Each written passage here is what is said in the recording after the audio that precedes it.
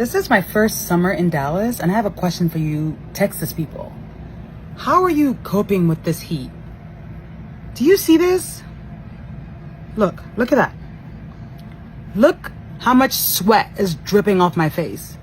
Look at my neck. Look at my shirt. I am in the RV right now, obviously you can see, and I've got the AC on max, and I am sweating like crazy. What is this weather? Why is it so hot? Like, if it was one day, I'd be like, okay, you know what? It's just one day, we can deal with it. This has been every single day. Why is it so hot every day? You can't wake up in the morning and do nothing because it's too hot. You can't do nothing outside in the afternoon because it's even hotter. And at nighttime, you think the temperature would drop, right? No, it doesn't. It is still just as hot. I mean, I get why a lot of people are moving to Texas, but did they know beforehand that the weather was going to be like this?